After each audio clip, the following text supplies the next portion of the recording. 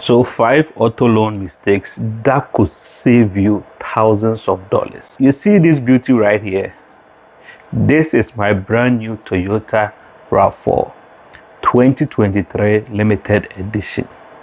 And let me tell you, getting this car was an experience.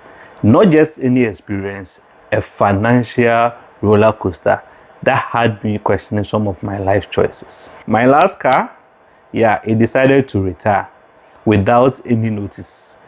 1 minute we're vibing to some old school R&B, and the next I was on the side of the road googling how much is too much to spend on a tow truck. So like anyone, I decided to get a new ride. And like most people, I had two options.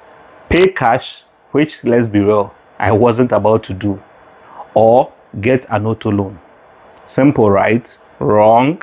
If you are not careful, financing a car can cost you way more than it should.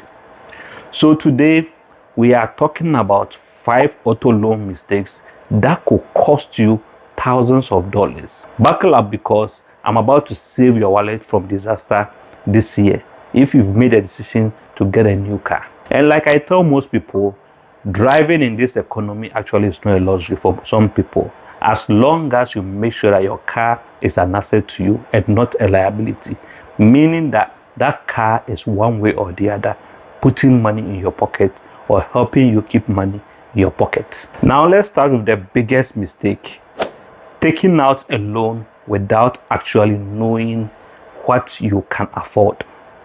And I don't mean can you make the monthly payment, I mean can you really afford the car. A lot of people focus only on the car payment, but that's just the tip of the iceberg.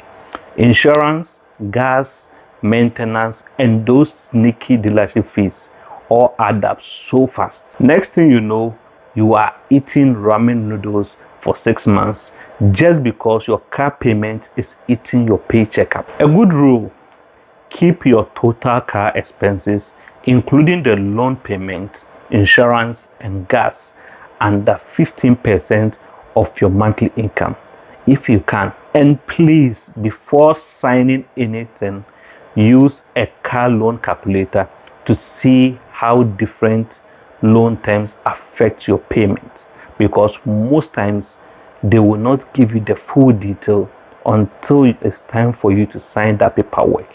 That's when you see all those sneaky small payments being getting added, because in most cases, because the dealership is trying to make the sale, they wouldn't advertise the actual amount that you will be paying when you decide to get a car.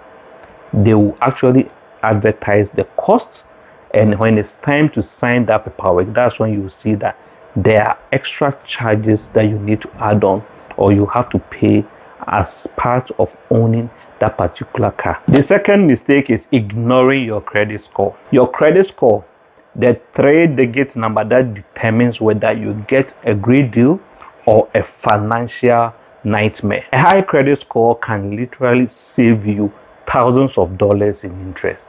But if your credit score is looking like a horror movie, lenders will slap you with sky-high rates that will make your car loan way more expensive than it needs to be. So before you even step into a dealership, check your credit score through Equifax or TransUnion Canada for free. If it is low, take some time to improve it by paying down existing debts that you might have, make on-time payments down on debts that you currently have, and correct any errors that you might find in your report. So making that decision to get a car doesn't have to be an impulse decision. If you have goals of possibly owning a car within the next couple of months, it might be time now to start planning on how you can improve your credit score to put you in good standing.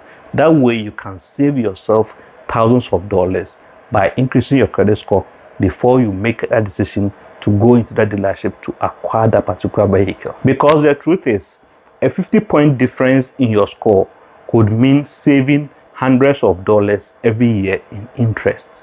And who doesn't love keeping more money in their pocket? I know I do. Mistake number 3: treating the first loan offer like it's the best loan offer. Spoiler alert, it's probably not. Car dealership will often offer financing, but their interest rates aren't always the best. But banks and credit unions like Coastal Capital or Meridian sometimes offer better rates, because I've seen people who have gone to most of these banks and gotten better rates, especially if you already have an account with them. So if you make that decision to get that particular car loan, it might be in your best interest to at least start shopping around and not just go with the first loan offer that you might get from that dealership. Some dealership mark up interest rates to make extra profit on financing, because the truth is they are in this to make money, and for you to come to them, they know that you might actually need the car, and they are counting on you not possibly shopping around for the best deal on the market. That's why it's crucial to compare multiple loan offers before committing to one.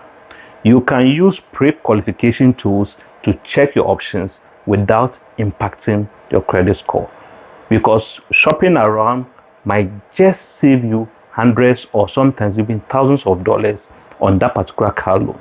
So take that time and put in that time and shop around, and then might end up saving you money in the long run. A little research could save you thousands over the life of the loan. So do yourself a favor and shop around.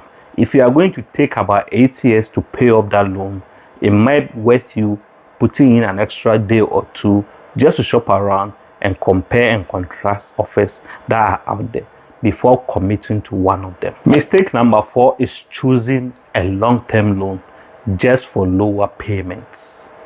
I get it, lower monthly payments look good on paper, but a longer loan term means you are paying way more in interest. Many people fall for the trap of financing their car over 7 or 8 years because the monthly payments seem just manageable.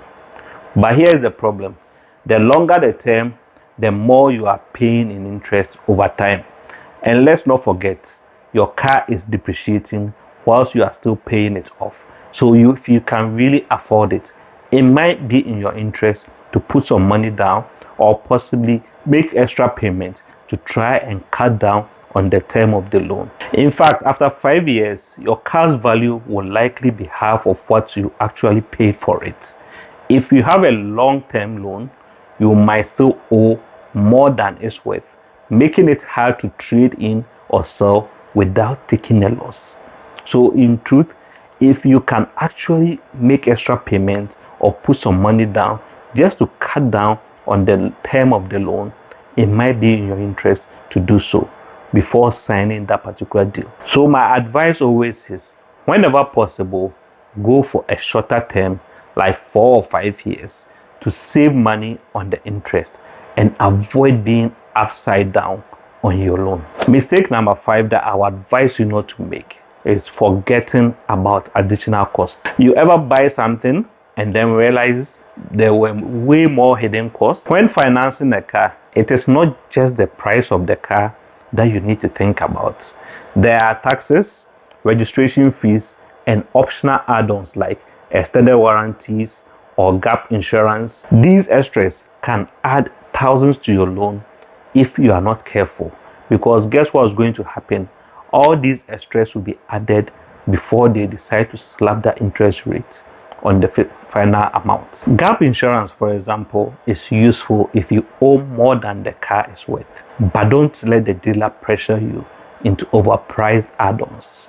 Shop around for better deals elsewhere, because what they will try to do is convince you to add on as much as possible, because that guy is actually a salesperson and he is going to make commission on whatever he sells to you. So he might try to convince you to add things like dash cam, extra insurance for your tires, any other extras that they might have in there. He will try to convince you and make a case for why you might need them. Always ask for a breakdown of all the fees before signing the loan term. And if anything seems unnecessary, negotiate to have it removed before you put pen to paper. And if you feel that that thing is not necessary at that point, my advice always is get them to take it out. You can always make that decision to add it back, because they are counting on you being under pressure at that point to sign that paper without reviewing the fine print. Now, some of you might be thinking, what about leasing? Leasing can work if you prefer driving a new car every few years and don't want to commit to a long-term ownership. It's just like owning a phone and having to return it every 2 years. Not everybody wants to return their phone every 2 years, because the truth is, having to return the phone every 2 years will force you after that 2 years to possibly get a new one, which is extra cost on your budget, especially if you haven't planned for it.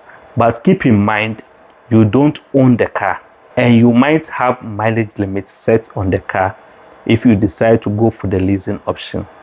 It is an option, but make sure it fits your lifestyle before jumping into it.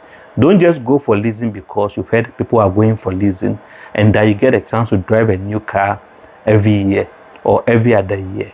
The truth is, you don't own the car and it's not your property. So there will be conditions set on it, and if something might go wrong, you might be liable for the car at some point. If you want to take control over your finances and make sure you are not overspending on your car, grab my free budgeting templates in the description. And if you want to take your financial game to the next level, check out my budgeting video.